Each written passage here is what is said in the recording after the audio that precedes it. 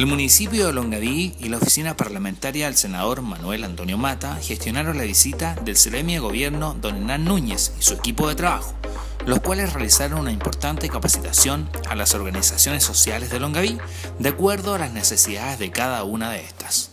Aquí, hoy día estamos invitados también por los dirigentes sociales, por la oficina parlamentaria del senador Mata, comprometidos también con la municipalidad de Longaví junto a su alcalde, con el que estamos haciendo un trabajo de fortalecimiento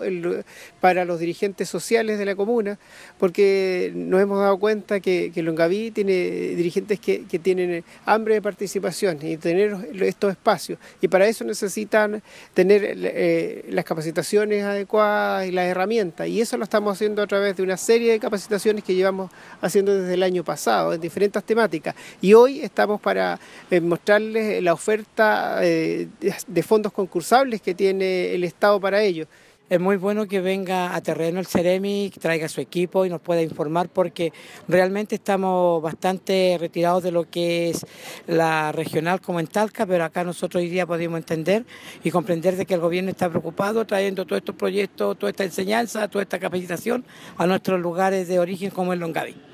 En realidad es importante que el Ceremi esté en terreno, bueno, es un mandato de la presidenta, y en realidad convocatoria de varios dirigentes, que eso es lo importante, que como siempre he dicho, como unión nosotros tenemos que fortalecernos y trabajar juntos. Y es bueno eso de que vengan a informarnos a qué proyecto y cómo hacerlo. Hoy día nos encontramos con las organizaciones sociales longavianas. Es una reunión sumamente importante que reviste un carácter simbólico relevante para la comuna de Longaví, porque precisamente en nuestra comuna el gobierno da inicio al fortalecimiento de las organizaciones sociales para que estas organizaciones puedan postular a los fondos concursables. Los temas principales de esta capacitación fueron redes, oferta de capacitaciones de la DOS y fuentes de financiamiento concursal.